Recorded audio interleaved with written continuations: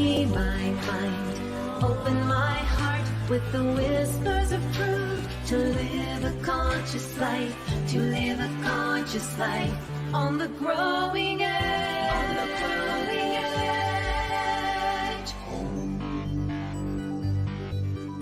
And now, here's Allie. Hello and welcome to Growing Edge Live. I'm Allie Benjamin, and it is my great honor and pleasure to be here today. We are sponsored by Satya, and we are all about inspiring minds, healing hearts, and transforming lives.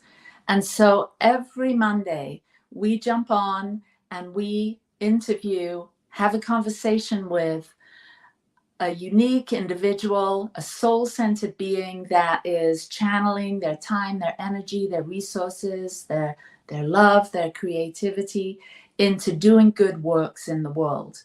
And so today we have an amazing guest that you'll get to meet. But before we get going, I'd like to invite you just to take a breath. Just take a deep breath and give yourself permission to be here, closing the door to the past and the door to the future for now, and simply bring all of your attention into this moment. So sit back, relax, and here we go with my first segment called Ask Allie.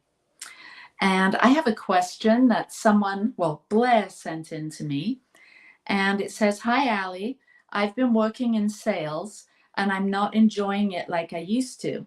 It's getting harder and harder to go to work.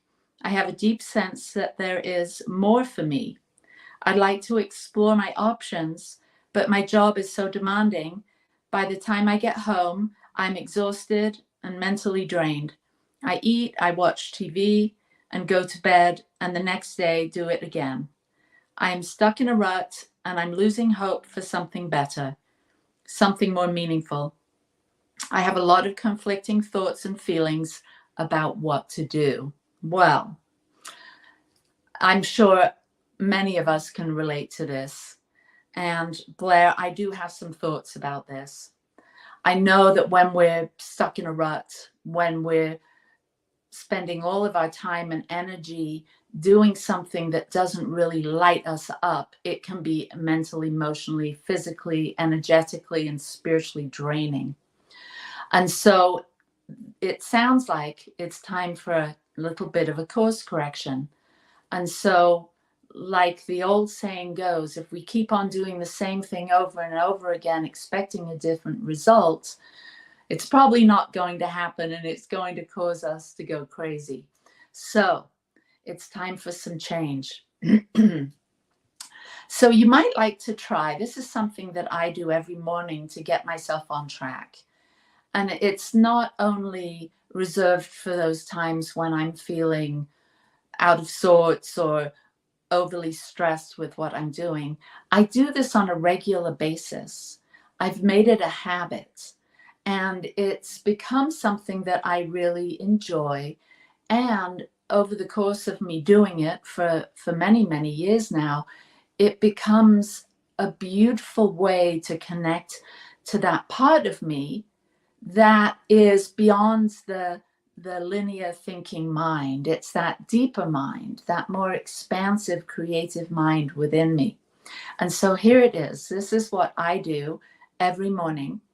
I wake up and I'm laying in bed, and usually, especially in the winter, I don't want to get right out of bed. So I just relax a little bit, and I give myself permission to explore all the things in my life, kind of like I run a mental little movie or a tape in my head of all the things that I'm grateful for, all the things in my life that I'm thankful for. My family, my friends, my health, the work that I do, the hobbies that I have, the books that I'm reading, the opportunities I have to travel or go for a walk, and that time of counting my blessings or expanding my awareness on what I'm grateful and thankful for actually gives me some ideas of things that I could do that I haven't done in a while. And so as I stay in that zone of gratitude and thanksgiving, it gives me this feeling of expansion, as though it's not just little me laying in bed with my little set of thoughts. It opens me up to a greater field of possibilities and potentialities. And it also lifts up my energy. My energy is raised because it's meeting the frequency of gratitude and joy and all the memories and the feeling words associated with those good times or those things that I'm grateful for. So that's the first thing I do. And that is a game changer. And so if you were to practice this, let's say for 2 weeks, I'm sure there'd be a different you that woke up in the morning and that got going into your daily routine. Even if it's the same old thing, the same old rut, I think you showing up with this different energy would change things. And then there's also the next step. So I'm laying in bed. I've counted my blessings. I felt grateful and thankful. And then I move into the mindset of surrender. I surrender into the universe. I surrender into the law. I surrender into the hands that know the how, whatever you call it, the infinite organizing intelligence of the universe. Maybe you call it God, whatever it is, it doesn't matter. But I surrender into this greater presence, maybe my higher self. And I just have a sense in that moment of surrender that I'm not in this alone, that it's not just me doing this life. I'm about to wake up and get out of bed and go to work and do all those things. And I'm surrendered to the flow, the process. I'm not fixing my ideas or my mind on how things have to be. I'm sort of more open. I'm more available. I'm more allowing. It gives me a sort of a broader perspective on what might want to happen, instead of being sort of narrowly fixed on anticipating the work that I don't enjoy. It's more of a sense of I'm surrendered to what wants to happen. I'm surrendered to whatever task, whatever person, whatever opportunity, whatever assignment falls onto my desk that day.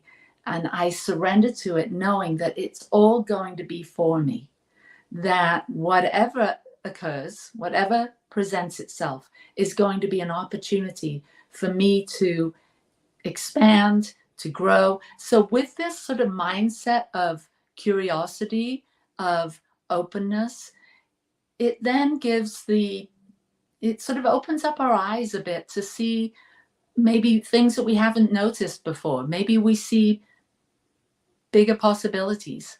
Maybe in our usual humdrum way of going into the same old routine every day, we're not quite as aware of the opportunities that are there that we maybe overlooked. So wake up, be grateful and thankful, then surrender into the field, surrender into the support that's available. And then the next thing I do is I do a little prayer. I do a little declaration or affirmation. And I ask my higher self to give me the strength to be able to succeed at whatever's on my desk today, whatever comes my way. And I just make that request. I put that prayer, that request out there, and just be ready and open for whatever it is that comes my way, knowing that I'm going to have the strength, not only to deal with the to-do list, not only to be able to do the mundane tasks that I do every day, but also rise to a higher level when there's particular challenges. So when I do these things day in, day out, there's a different energy that I bring. And it also creates something that I call the zone. And when I'm in the zone, it seems like things are clicking along a little bit more easily. When I'm in the zone, I have a sense of oneness and connection. I seem to be able to tap into ideas and inspiration. It seems that things seem to flow more easily and smoothly. It's what we hear the athletes talk about. It's what we hear artists talk about, or someone that's writing a book. They get into a zone, and then time seems to have a strange effect. It either speeds up or slows down. And when we're in that zone, we feel right. There's a sense of goodness and ease and flow. And so, Blair, I hope this has helped. I hope that this has sort of given you a spark to tap into what's possible. Because what I know is, if this job isn't the one that makes your soul sing, there is one out there that will. But in order to be a vibrational match to that next iteration of you, or that more exciting career or vocation, we have to be satisfied with the one we have now, because that sense of satisfaction and gratitude for what we already have just makes room for that next wonderful opportunity to come knocking even more quickly. So thank you, Blair. And if anyone out there has a question and you'd like to bring it onto the show, you can email me at growingedgelive@gmail. And I'd love to hear from you. So thank you, Blair. And now we're moving on to the next segment of our show. And I'm so thrilled to be sharing my friend, Kim Boda, today. Kim is someone that I met years ago in Big Bear Lake, California. There she is. And we've just now started developing our friendship and working together a little bit, but we've kind of moved in the same circles over the past 20 years or so. And as I've been getting to know her, and having conversations with her, I thought she would be a beautiful person for you to meet today, and for me to get to know a bit more, and for us to find out together what she's up to. So Kim is a quantum coach. She's a meditation instructor. She's also a realtor, a wife, a mother, an adventure guide, and she works with the amazing Dr. Joe Dispenza. So Kim Boda, welcome. Hi, so great to be here, Allie. Yeah, it's really good to have you. So tell us a little bit about you. Tell us how you got to be where you are, maybe your origin story, where you started. Have you always been on this kind of quest for mindfulness and meditation? And, how did all that unfold in your life? Well, for most of my career, I've been in sales as well. So it's interesting that the woman who called in and asked her question and said that, because I know how challenging it can be to be in a career. I've been in sales for a really long time, for a little over 30 years. And that's really where my foot has been in the 3D most of my life. But along the way, I always had a very spiritual side. And so, like, for example, my first introduction to spirituality was the Tao Te Ching and nature. And so I really got into that deeply. Being in nature is so profound for me.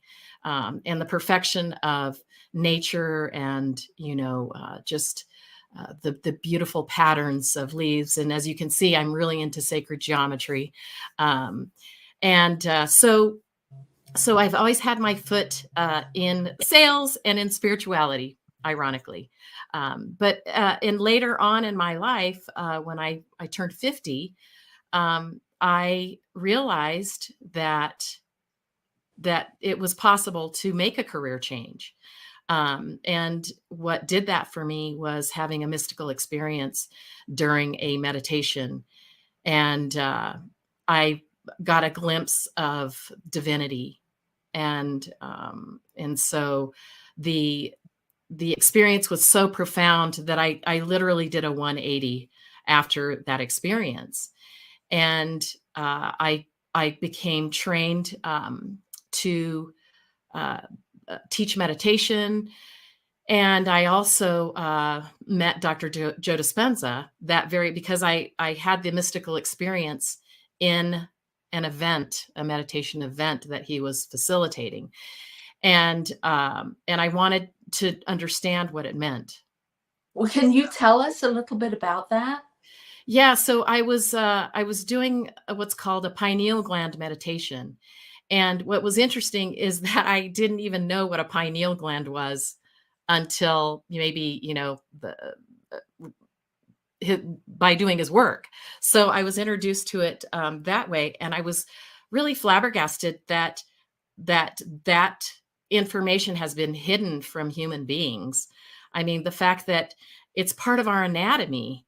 And many people are like, I've never even heard of that, and it's literally a gland, and it rests in the center of our brain. And it actually can be awakened through breath work and, just meditation, placing your attention on it. And I was doing the pineal gland meditation, and I was placing my attention on the pineal gland, and I activated it. And it's called a transducer. So what it is it's actually an antenna, and it picks up signals that we can't see. So if you think in terms of energy, we can't see 99.99999% of the of energy that's out there. We reside as 3D human beings in a certain frequency, and that frequency is all that we can sense with all of our senses. So, and that's very minuscule percent. It's like less than 1%, right? So it's a very minuscule part of how we perceive life. And so when that antenna turned on in my brain, I picked up a signal, and I got sacred geometry. I became the universe. I realized that I could be anywhere on the timeline that I wanted to. And I was everyone, everywhere, every time. It was crazy, Allie. I mean, it was so, and then you come out of that experience and you're like, what do I do with this? Like, holy shit. Yeah. I had a similar experience when I was 5 years old. It kind of changes everything. It does. And you know what, actually, what's interesting is that I realized that even though that was the very profound experience, that, by the way, that happened in 2015. And I ended up meeting Dr. Joe. I left that event, and I was at a cash register. I was buying some trinkets in the gift shop. And I looked down, and I saw this flyer, and it said The Mysteries of Wine in Italy. It was it was his first wine retreat. And so I threw that flyer in a bag, and I got home, and my partner and soulmate, Tim, he said, hey, what do you want to do for your 50th birthday? It's coming up. And I said, well, I think I want to go do this. And so we called, and we ended up going to Italy and experiencing the first wine tour. And I ended up becoming friends with Dr. Joe. I became a neurochange solutions trainer pretty soon after that. I mean, it was very fast paced. I mean, I became a meditation instructor around the same time as well. So, you can change your career. You don't have to be stuck. I mean, just because you've been doing something for a really long time. I still do real estate, of course, and I still have a wonderful clientele that I work with, but it's okay to be a spiritual person and sales. Absolutely. Yeah. It just changed my life. So. Yeah. So that the event that when you had the mystical experience, that wasn't in Italy. That was at a different one. Yeah, that was so that happened in 2015 in I believe it was April or the beginning of May. In Carefree, Arizona was where I had this experience. And then the wine tour was in November of the same year in Italy, or October or November of the same year. So then, of course, I fast tracked because what you focus on expands your life right now. So I'm on this trajectory and this path of doing quantum work. And so my life has really been filled with quantum thoughts and coaching and just a twist on that in my life. Yeah, well, we'll get to that. I want to tap in a little bit more to like your family of origin. Were they spiritual? Did you grow up in a family that was that meditated or had any sort of religious leanings? Not really. My mom is Chinese. She's fully Chinese, and my dad, he grew up in the South, and I grew up in the South as well. And I left California, in my high school years. We came to California, so I've been in California for a while, but now I've gone back to my home of the South. But my point was that I did get, influence of Southern Baptist origins with my dad's side of the family, and my mom was sort of, I don't want to use indoctrinated, but my mom was a student of Mao's teachings when she was growing up. So Mao was a huge influence, Mao Zedong, who was the leader of China, the Communist Party, way back in the day. So her influences were mostly that. And Qigong, she did that as well. She's Cantonese. So I got a little bit of both. And I think what stuck was the Eastern influence really stood out mostly for me, with the Tao Te Ching. And then, of course, it sort of morphed into Eastern philosophy, Buddhism for a little while. But really, when I was introduced to the quantum, that really, really stuck for me, because I do believe in the law of attraction. I do believe in that law that we are creators. We create our lives. So what do you think affected you most profoundly in your early days?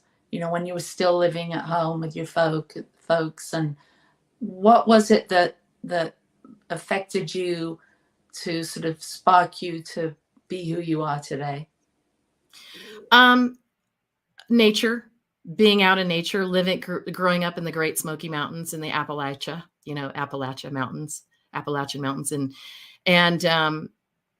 and camping. We were not wealthy. I come from hardworking, people in the South. And we went camping for fun because it didn't cost a lot of money.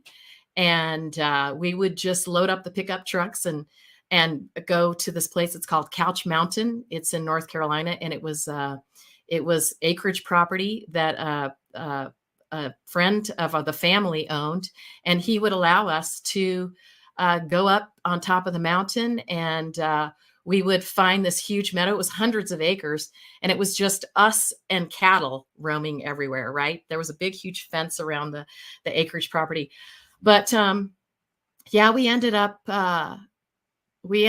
just camping all the time and being with our immediate family. My cousins and I would run amongst the cow patties and and there was a fresh spring at the top of the mountain, and we just, those were times that at the time I didn't realize how precious and just beautiful, beautiful times. Yeah. And that's really what really shaped me as a person. Yeah. And those were very mindful moments.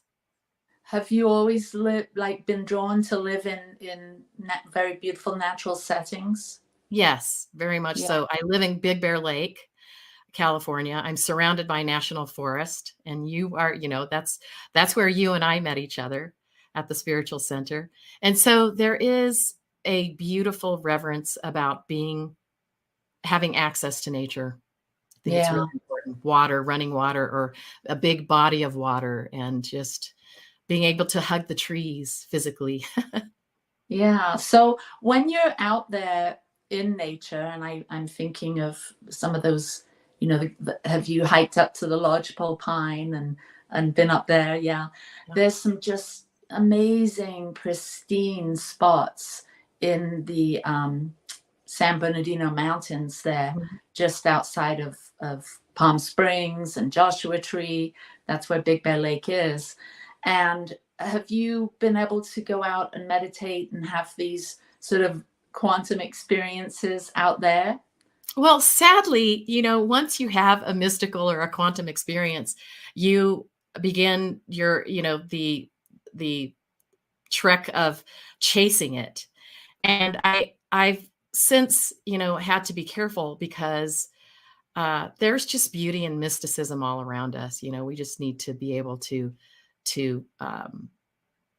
enjoy it in its present moment. But it's interesting because activating the pineal gland is a very active experience, of bringing the frequency in the body. So as far as mystical moments, I do still have those, but they're very subtle, and they do happen all the time. But the grand pineal gland experience, I have to say, hasn't really happened in the way that it did that one time. Yeah, I can feel that. So I was reading in the bio that you sent, and it said about adventure, taking people out into the mountains, I'm imagining. Have you done that? Taking other people out into the mountains? Yeah, like, leading them outdoors or doing things outside there in Big Bear? Well, yeah, yes. Well, I mean, anytime I have a guest that comes to visit me, I'm definitely always taking them out into the woods. And speaking of lodgepole, we took some friends from Canada up to Lodgepole Pine, and that was probably a month ago that they were here. And it just, when you're out in nature, the thing that is so magical is there's no frequency. And if we want to understand everything around us, because I'm always talking about energy, we are talking about energy frequencies. And what's nice is to get out of these energies of the electromagnetic types and things that cause incoherence, our phones, our computers, the power lines that are around us, and even like our Wi-Fi signals, our routers. I was on a podcast recently where we were talking about turning your Wi-Fi off. And I think it's that no frequency that is just so calming. It's just so calming. And that is what nature provides all of us. And if we can get out and even ground, take your shoes off, stand in the dirt or stand on your grass. And what that does is it calibrates the body, because the natural frequency of the planet is, what we're used to. As when we think back on our ancestors were carrying water and chopping wood and making their meals, gardening and putting their hands in the dirt. And so I really feel called to do that. In fact, we bought a farm in Tennessee. That's what I was saying. I'm going back home. And so life is about a lot of different things. We open up new doors. And one of my goals is to grow more food and to have lavender and sheep and more chickens, and eating food that I grow. That sounds good. Well, we're going to jump off and take a break for a minute, and we'll be back in 2 minutes. Please help us say thank you to our organizational sponsors, including the Hepperlin Foundation, Affiliated New Thought Network, International New Thought Alliance, Science of Mind Archives and Library Foundation, Center for Spiritual Living Denver, Center for Spiritual Living Midtown, New Thought Philadelphia, Planned Happiness Institute, Summit Center for Spiritual Living, One Heart Retreats, Center for Spiritual Living on the Lake, Unity Spiritual Center, Kitchener, Home Center for Spiritual Living, La Mesa, Satya Center, Center for Spiritual Living, North Jersey, Unity of Savannah, and Center for Spiritual Living, Seattle, as well as all of our individual donors. Thank you for making New Thought Media Network a place to be. Please come be you. And remember, like, share, and subscribe. New Thought Media Network, positively inspiring.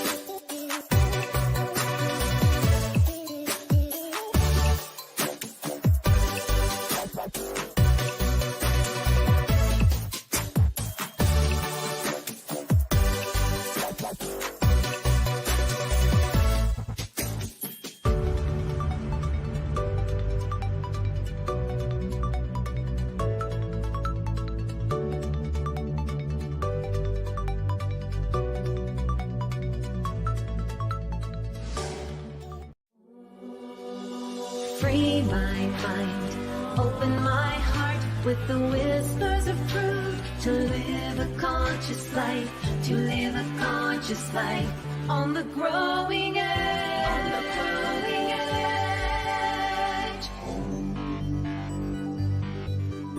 edge. And now, here's Allie. I'm back here with Kim Boda. Welcome back. So what's next for you as far as you're doing real estate? You're also working with Dr. Joe, and then I know that you have your own coaching, your quantum coaching. So give us a little snapshot of what that's all about. So what do you do with people? Well, right now, I'm part of the research team that is doing the world's largest research on meditation.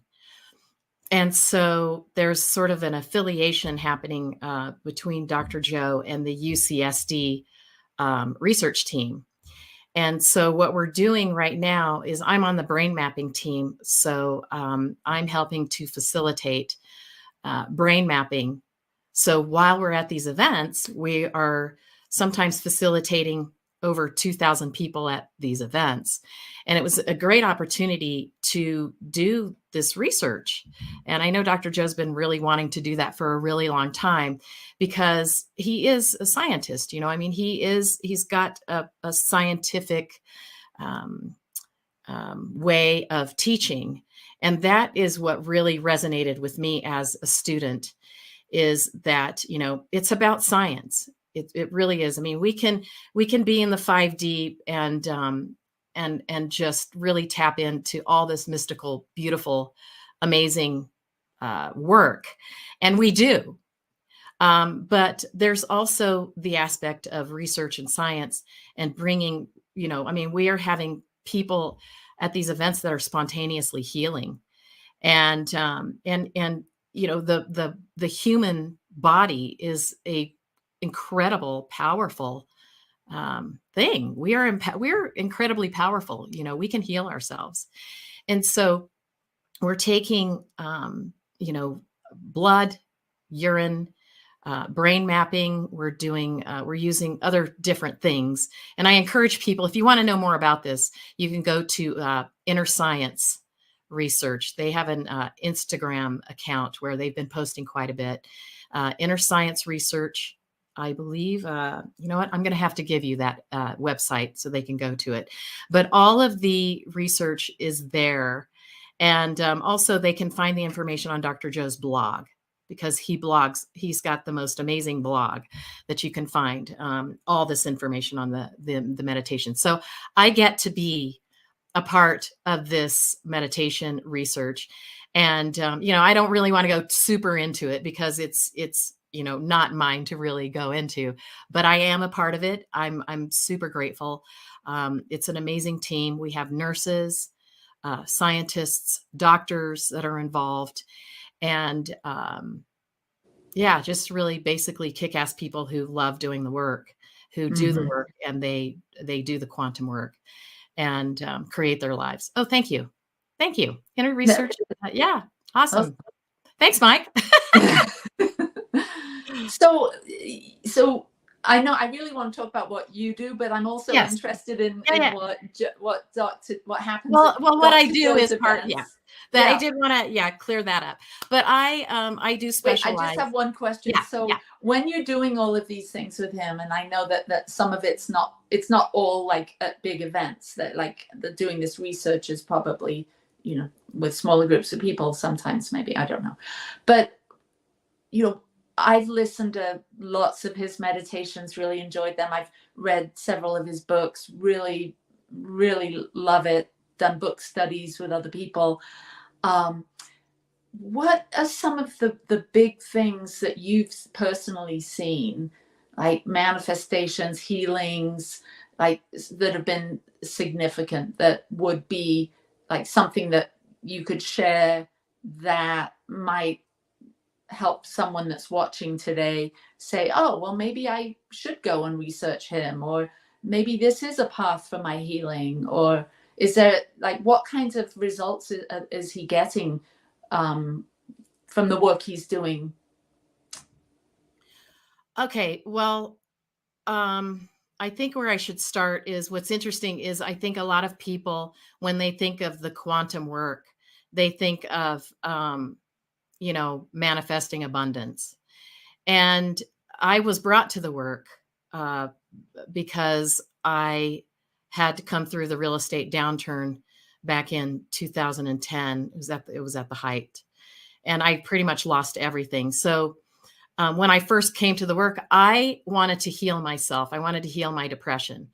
And because I was on antidepressants, I had lost, everything. I lost all my investment home, my main primary home, to foreclosure, and I was really rock bottom.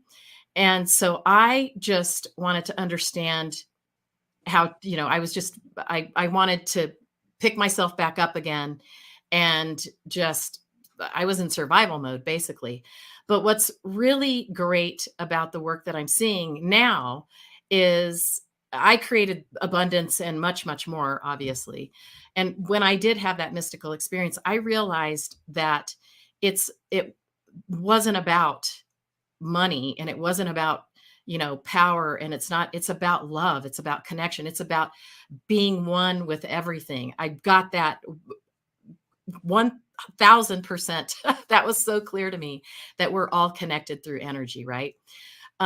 But also what I'm seeing at these events. So fast forward to the events. What I'm seeing at the events is human beings that are harnessing, and they're tapping into the quantum, and they're harnessing that frequency of being in the quantum field, and actually writing their prescription for whatever it is that they want to heal, and dropping it into the field of all possibilities. And it does require everyone to sit still, close their eyes. And of course, we're being facilitated and guided at these retreats. But I am seeing people that are healing. I'm healing myself. I'm seeing different stages of healing in myself that it's a deepening for me.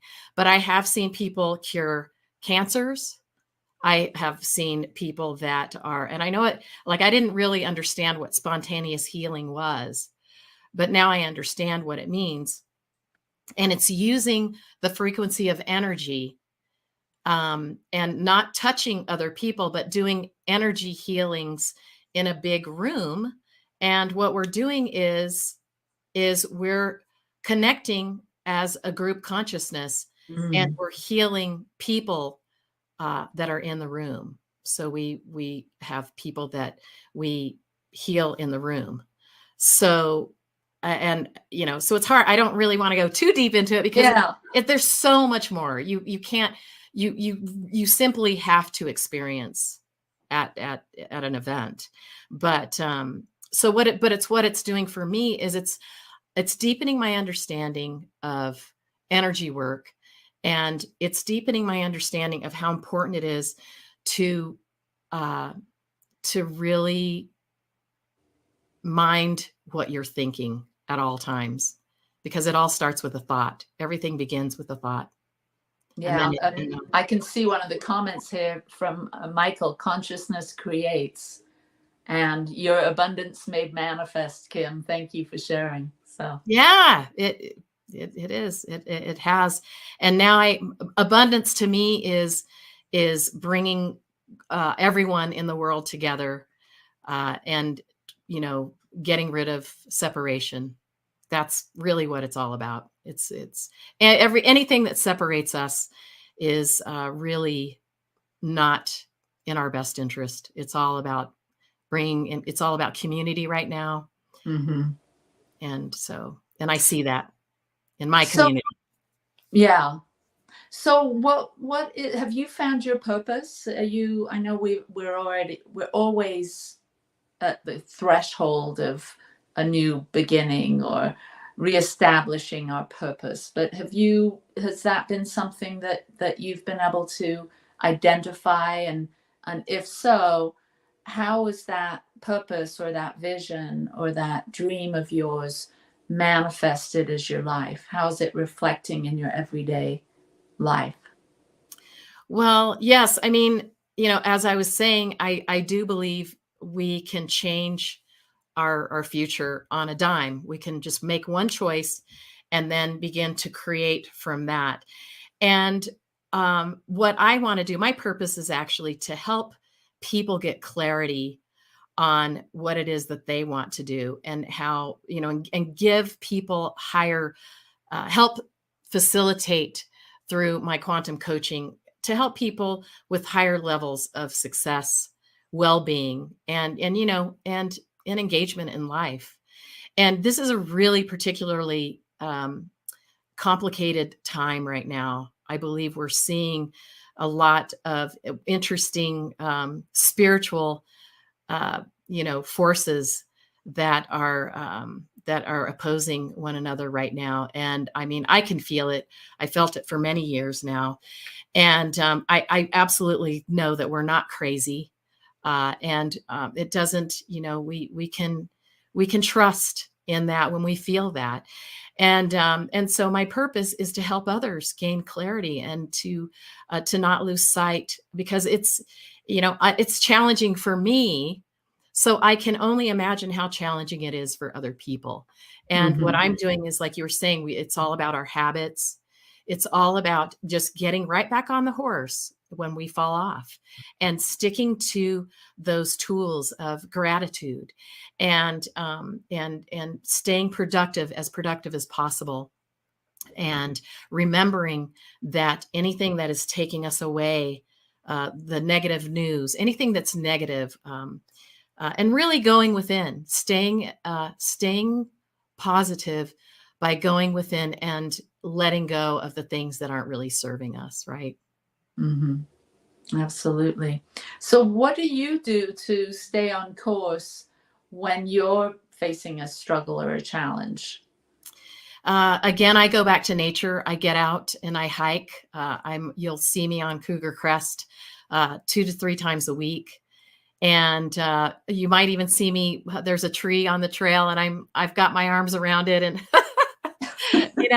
I know it sounds really crazy, but I just I connect with nature, and so that's really where I go, and I meditate, and I'm with a community. I have a community here in Big Bear, and it's Thrive. It's called Thrive, and we meet once a month, and we trade seeds, vegetable seeds, and we just talk about the latest things that are happening spiritually and what we think about it.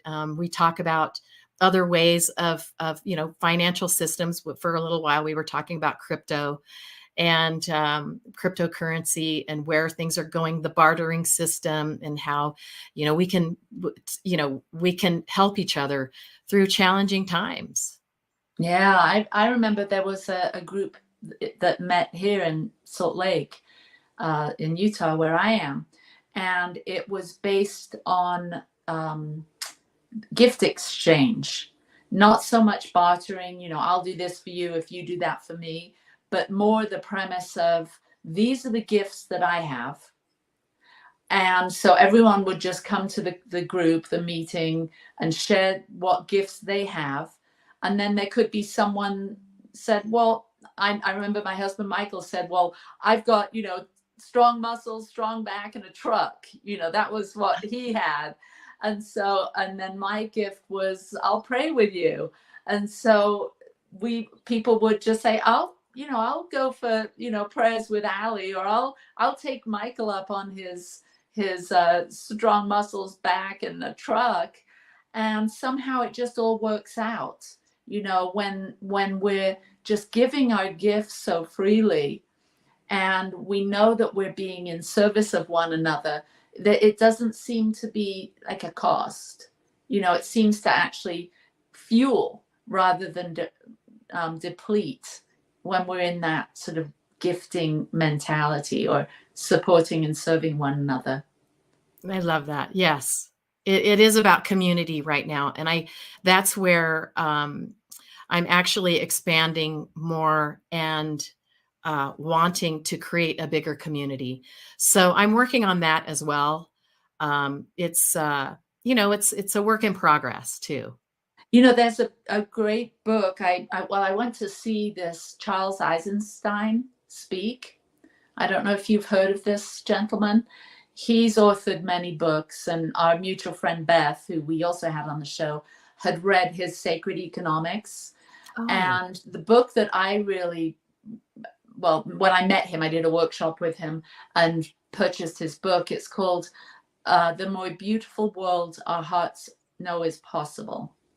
And he talks about the things that you're talking about, that I'm talking about: gifting, bartering, creating a new paradigm, a new exchange of monies, a new way of living, a new sort of structuring of, our cultures, our environments. And so co-housing, we actually met at one of those co-housing projects where there's sort of a group, main kitchen gatherings area, but then everyone has their own little homes on the same piece of land. So like a little commune. Yeah, like a little commune. I remember when we lived in Big Bear, there was a group of us that were talking about creating something like that. Never went anywhere, but it seemed like a good idea at the time. Yeah, I feel that way about our group, that when we meet every month, we're just kind of touching base with everyone and keeping each other sane. A lot of it is just about being able to chat and talk about maybe just things that are on the top of your mind. Yeah, I think it's so important to have people in community to have those deeper conversations, because in life in general, we don't. It doesn't. I agree. Seem right. I agree. Yeah. And I'm really, you and I talked about having elderly parents, and how it's hard for them too, because a lot of elderly people are closed off, and Mhm. all they have is their TV, which is very scary. I Right? know. So I would love to see more engagement with, bringing in our parents and the elderly, and keeping them engaged in some way where they have some sort of community, even if it is a virtual community. Yeah, I know there's the woman that created the song at the beginning of the show.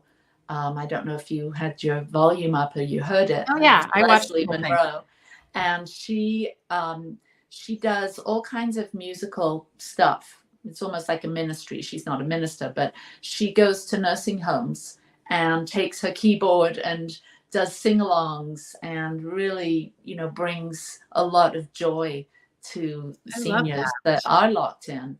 And I think there's been some case studies or scientific studies on the fact that people that are struggling with Alzheimer's can be, I don't really know the right scientific word, but woken up, they're come back online with music, because playing music from their youth somehow puts their brain Oh, back, right. it Yeah, connects right. and has them get a sense of who they are, because many people with Alzheimer's have forgotten a lot about who they Yeah, are and who the people are in their that makes life. sense. Yeah. Because, when you think about a song, when you hear a song, and it's from, your heyday, if you want to, I mean, I still think we're all in our heyday, but, when we were younger, it sort of left an imprint on our mind. And maybe what it does is it takes us back to that, that neural connection of, that period of time. And when we were in that environment, right? And so it's like, oh, I'm back there in that environment. Exactly. And maybe that neural connection is still fairly hardwired. I think it is. And, if you want to go a little bit deeper, is there really such a thing as time, or is it all just happening right now? Well, You know? yes.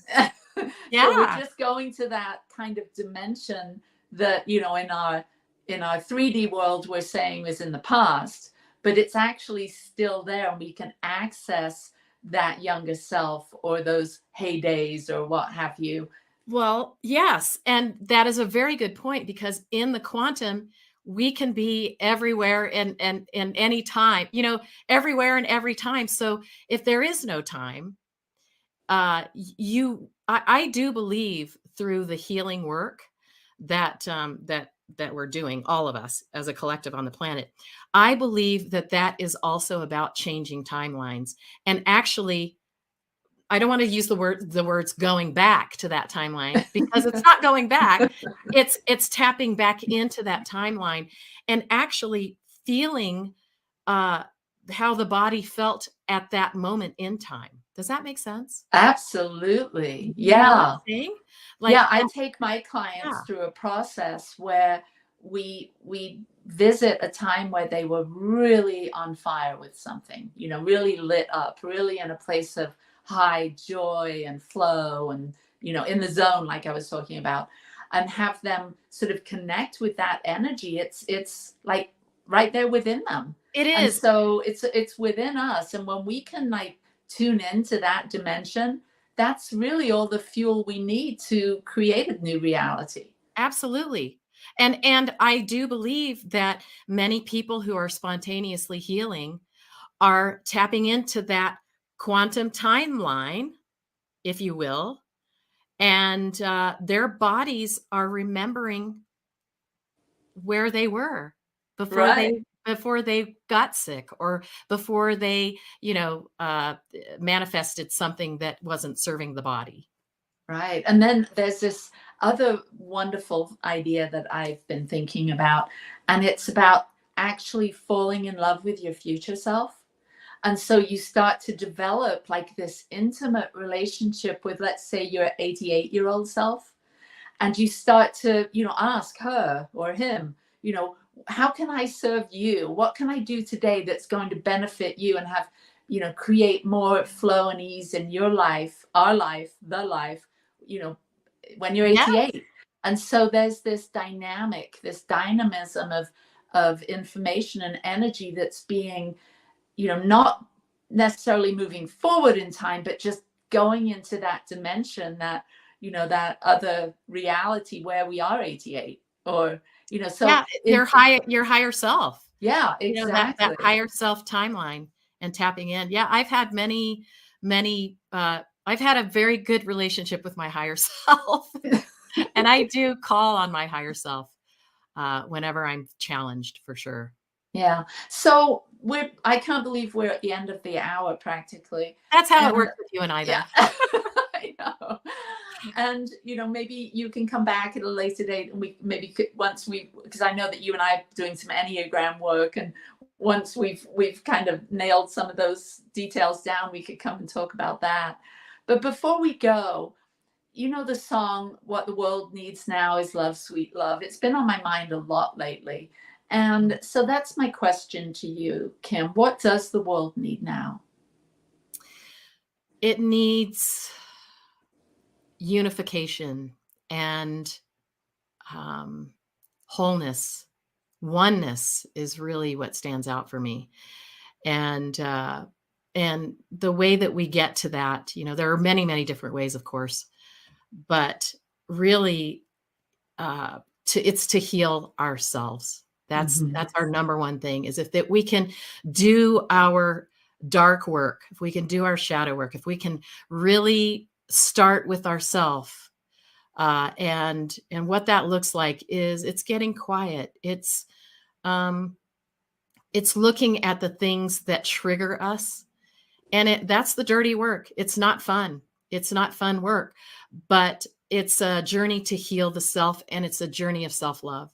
And you and I talked about that a couple of times, how we really do believe that when we can heal ourselves and love ourselves, it gives us the chance to step out and to help others do the same, and to love others. We can take it like we can't love anyone until we start loving ourselves first. That's the first.